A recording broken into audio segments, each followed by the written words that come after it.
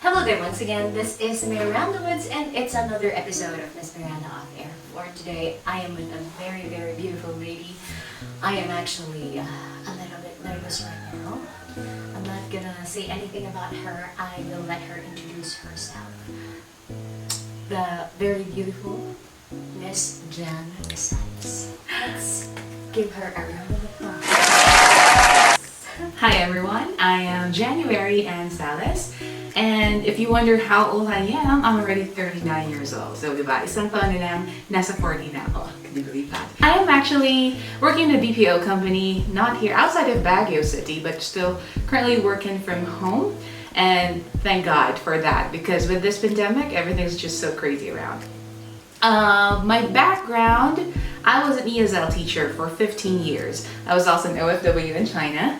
And Miranda here is actually one of the students, my mentees, when I was a trainer here in Baguio City. So that's all for me.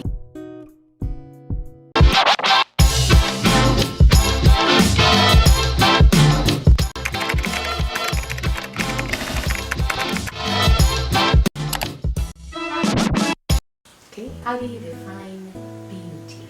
Okay, beauty is definitely relative to everyone, right? What is beautiful to you may not be beautiful for me. But in general, beauty in aesthetics form, if you would use the Merriam-Webster dictionary, that would definitely talk about the proportions of a person. Like if their eyes, their nose, and lips in the facial feature would appear congruent to each other. So normally yung kasing standard natin ng beauty. And I think that's also come across different cultures. So in the Philippines, for example, ang definition natin ng beauty is normally maputi. So mas maging nakakamasabali ka. For some reason, a lot of people have that misconception or that media-generated idea na dapat maputi ka. At kung mas maputi ka, mas maganda ka. But of course, that is the main reason kaya siguro ang daming papuputing products sa Philippines, right? In China, where I worked as an OFW before as a teacher too, one of the standards of beauty that they have is dapat maputi ka rin. Oh yeah. So that's, if you have seen recently, pag summer sa kanila, they wear face kinis. Have you ever seen that? It's crazy, but it looks like a mask. So whenever they go to the beach, everything else is covered up. Ayan. Kasi pag maitim ka sa kanila. Cloth? Yes. It's parang bikini pero sa face. So it's face skinny. Okay. Can you imagine how crazy that is? Yeah, so yun siya. And then, takot sila magpa-araw. Kasi pag umitim sila, feeling nila pangit sila. Yan. Okay? On the other hand, when you look at the Western culture, iba din. Kasi sa kanila naman, the color is pale. So, sa kanila, hindi yun appealing.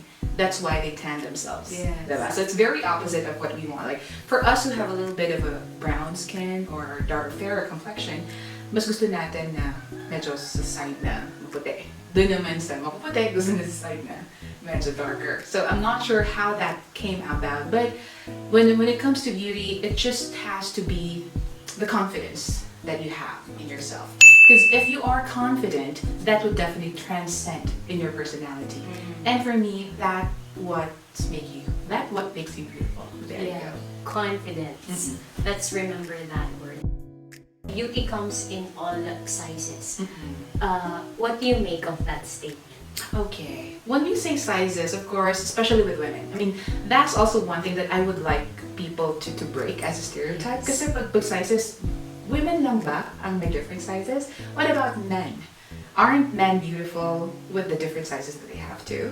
So sa babae, kung lagi nating kinikater, or how can I say, we're always promoting yung type na kahit anong body shape ka, diba? You have to be proud of it. You have to embrace whatever body type you may have, and you also need to not be ashamed of that. Kaya nga, sobrang ma-issue din yung mga body shaming, fat shaming, yung mga ganyan-ganyan, diba? So, it's not just about that. And kung kahit gaano kataba or gaano kapayat, pero kung confident ka sa sarili mo, meron yung self-esteem mo, na-develop yung self-esteem mo, it would come across. Sa field nyo, since you are a trainer, you are a teacher, you're working in the BPO industry, siguro meron yung mga times na hindi natin may iwasan. Pag minsan, pag hindi tayo kilala ng tao, dinidescribe tayo through physical may narinig kayo na, ay si ano yung mataba. That's the term. Correct. Ano ba yung nararamdaman niyo kapag ano? I'm fine with that. Kasi sa akin, pag dinidescribe naman ako, yung EH na yung mataba pero maganda. Pero parang, why does it have to be associated with that? Na hindi ba pwedeng maganda pero mataba? Or vice versa. So why do you have to have that pero? Is it something that is negative and contrary to that beauty? Na may contrast lagi or irony behind that beauty that you're talking about? Diba? And why can you not describe someone based on, well, I think that's the common thing. Like, para ma-determine kung sino ka doon. Diba? Normally, yung physique mo, yung standard nila. It's either maganda, well, I'm not sure if someone actually says yung pangit pero, or yung mataba pero, not like that, right? It's both negative. Sometimes it doesn't really come together. Yes. It's usually the positive plus the negative, right? So, kung ganun din lang, bakit ganun? Diba? Have you ever asked yourself that, guys?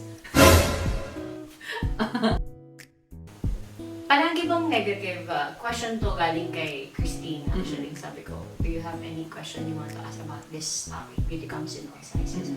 Kapag ba sinabing mataba, negative ka agad? Well, that's also the other stereotype that a lot of people have. Kasi sa culture ng Pilipino, di ba nakaka-offend pag yung ibang reunion nyo. First time yung magkita-kita as a family. Tapos biglang, uy, tumaba ka ba? Ganun yung sabi pa, yun lang yung nakita niya sa akin. Hindi ba nakita yung ibang aspect ng personality ko or na bago yung hairstyle mo na bagay. So yung ganun, bakit ganun, di ba? So I think kasi sa culture na natin, pag sinabing mataba, may common misconception yung mga tao na it's either napabayaan ka sa kusina, which is, I also hated when I was young because a lot of people would just say, yung bata, hindi napabayaan sa kusina. So, ibig ko sabihin, nasa kusina lang ako lagi. Tambay ako sa kusina, so lahat na makita, okay na ko. Hindi naman, di ba? So, a lot of people have to understand na being mataba or chubby or kung ano man yung terms nyo na, ayoko yung fat. I really hate the word fat. So, I think I would rather choose to be called voluptuous. Yeah. Choose your words, guys. Okay, if you're describing someone, choose the proper words to make it sound better. Hindi naman minamask, but that's the truth. Yes, because we know that, and you don't have to rub it in our faces that we are mataba. Okay, but be sensitive, kasi we are going through something. Okay, just to share, for example, in my case, I have always been on the chubby side when I was younger. All right, and why is that? I only found out that I have hormonal imbalance. Thus the problem, and it left a scar on me while growing up. Kasi nawalan ako ng confidence, and some people even tell me na kung hindi ka magpapapayat, hindi ka magkaka-boyfriend. Yung mga ganun, or walang magkakagusto sa'yo, hindi ka makapag-asawa. Yung mga ganun. Yes. How did you take those? Challenge. I definitely took it as a challenge. Parang sumama yung loob ko, yes. Pero sabi nga ng lola ko, pasok dito sa tengang ito, labas na lang sa kabila. So if you hear people saying those kinds of things to you, deadma. Diba? Now, how do you keep your confidence? Since you mentioned earlier, beauty is confidence. Yes. How will we keep our confidence? Ayan. So if you're weak in one thing, you have to know that weakness. Okay. You need to acknowledge first that if you are not so good at one thing, then do better. So in my case, I invested on my speaking skills. So nung bata ako, well, I'm not sure how I sounded like when I was younger, but definitely a lot of people said that when they heard me speak 10 years after or 20 years after, na, oh, you sound good, diba? So, yeah, find something you're passionate about and you're good at, and then invest on that. Use that time, invest na magwalo ka or self-pity, yung depressed na ganyan, or masad ka dun sa situation that you're in, do something about it. Kasi, hindi ka lang naman you're not confined to those words that people are saying, right? So ako, mataba ko, pero maganda ako. Pero confident ako sa sarili ko, diba? So yan, nag-aaral ako ng speech, I improved on my pronunciation, and whenever people see me, siya yung magaling na magsalita. Yes. So, napalitan na yung beyond that being mataba. You make who you are. So be sure of what identity you want to be known of. And if you know what identity you want to be, then push that. Kitang-kita niyo naman si Miss Jan. She's so fabulous. So ang tanong natin, how do you stay fab and fashionable? ilagay ko lang yung word na yun, despite that word, mataba. Okay. Well, that depends on every woman as well. But as women, we all have those days that we feel beautiful. May days din naman that we don't feel so good about ourselves. So, makeup is one way. So, ayan, I think it's important for women to also know how to put on makeup. Although, if you're the type of woman naman na hindi talaga into makeup or mas preferred mo na simple ka lang, that's fine. There's nothing wrong with that, diba? You don't have to have a makeup to put on makeup for you to become beautiful. Yes. No, okay? That's one. The second thing, again, siguro yung choice of what you're wearing, because it's very powerful. Clothes are actually very powerful. What you wear is a reflection of who you are and what you feel. Normally, if you are wearing something nice, diba, you feel beautiful. If you're wearing something formal, you feel confident. Yeah. So choose clothes wisely. Kasi yung clothes mo, that would carry your mood for the day. Okay, the third is how happy you are. Kasi, kung masaya ka sa buhay mo, lalabas yan. Sabi nga nila, yung inner glow. If you choose to be happy every day, magre-reflect yan sa personality mo, sa mood mo, and how you look like. So, why did I say that? There was a time in my life that I was in a very rough patch. And looking back, those times, 5 years ago, I looked really terrible. I looked old, I looked haggard, kasi hindi ako masaya. Because I chose to stay in a relationship that was toxic. Okay. So, ayun, never compromise your happiness. Ayun lang siya. Kasi if you're happy, and then if people are making you happy, that would come across in your beauty. Yeah, nakakabata ang maging masaya. Nakakabata ang, how can I say, ang choice mo na maging masaya every day and to make that positive choice. But if there are days that you're not feeling so happy, you don't have to. Enjoy yourself in a pajama, drink some wine or coffee, and just be who you are and who you want to be. Yeah. Yun. Ganun lang siya. So, process yung emotion. Yes, So, you need those. In reality, hindi naman talaga totoo yung sinasabi nila na you can be happy all the time. Of course. So, ayun. Yun. What makes you feel insecure? Ayan. Siyempre, meron pa din. Kasi nga, minsan naisip ko pa rin na bakit kaya hindi ako pinanganak or bakit kaya may problema ako na ganito. Na because of that too, I can't easily have a child. Diba? So because of the problems, the medical problems that I have, which is endometriosis and adenomyosis, that was caused by my hormonal imbalance, I had a hard time having a kid.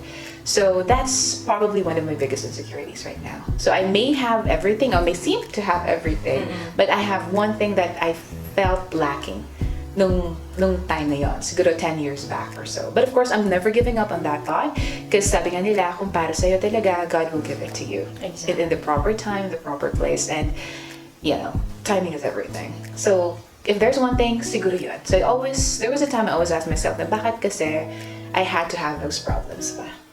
But ayun, I also came to realize na siguro may higher purpose pa ako. Kung hindi man ako magiging mom, maybe I could excel in other fields or I could do better.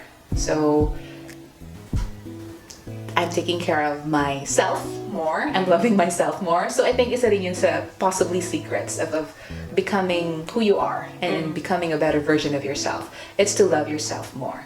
So do things na nakakapagpasaya sa'yo and take care of yourself. Kasi wala namang ibang mag-aalaga sa'yo kundi ang sarili mo. Diba? So, exercise pa din. Kahit naman ganito yung itsura ko, I don't seem like I'm exercising, but do that. Eat healthier food. Always make the conscious decision to make better choices in your life every day. Diba? For you to have a healthier life, a better life, then choose better things. Yes. Diba? And be So conscious it of boils down sa choices natin. that you make every day. Nape-pressure po ba kayo? Balik tayo dun sa insecurities. Of course. I mean, that's one of those things na expectation ng society. Yes, sa'yo, kasi yun daw eh. Oo. That's the essence of being a woman daw. Yan. True enough, I did. Kasi when I got married at an early age, yun yung gusto ko. Kaya ako diba? That's why people get married. Because we want to have kids. And that was one of the things that I always wanted. I wanted to have kids. Pero it wasn't given to me, diba? So, I realized na baka hindi pa talaga tamang panahon.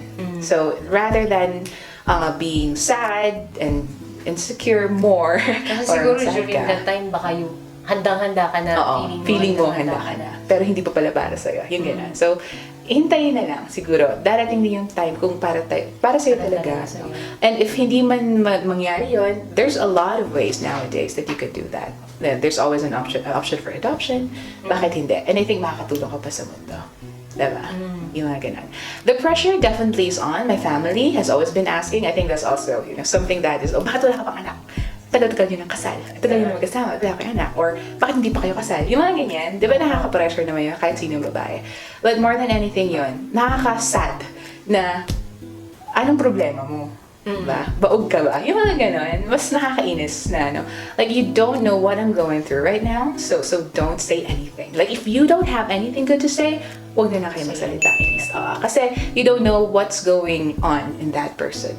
Diba? Kung anong problema yung pinagdadaanan niya.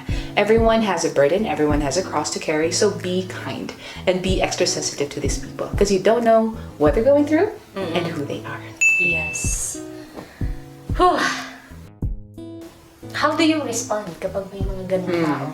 Kasi syempre hindi mo maiwasan, naririnig mo yun sa kanila eh. Yun din, dead man na lang. I just let them Never pass. kang I'm not that type of person kasi. magagalit ka na eh. Oo. Siguro. But I'm more in control of my emotions. Because I'm not the confrontational type of person. Ayaw mo na-confront yung mga tao. So say what you have to say. Kung ano gusto sabihin, just say it. Bahala kayo sa buhay nyo. Pero ako, alam ko sa sarili ko kung anong gusto ko, kung anong dapat kong gawin. And I am more than what you think. I am more than what you think. Always remember that. True. What makes a person beautiful? What makes you beautiful is the ability to be resilient, to carry on whatever bad things that are happening in your life with confidence. So, kung paano mo pulutin yung sarili mo, kung paano mo i-carry yung sarili mo. Kasi, reality, we are humans and we tend to look sa physical appearance ng isang tao. But more than anything, beauty is what's inside you. Definitely. What's your advice? We have someone out there. We have a viewer who is nagmumukmok because of probably she or he is not perfect enough. He or she is not good enough, not tall enough, not sexy enough. What can you say to them? Okay. So, just be kind to yourself. Wala nang ibang mas magiging mabait pa sa'yo kundi ang sarili mo. Learn to forgive and learn to accept whatever shortcoming you may have in yourself or whatever insecurity you may have.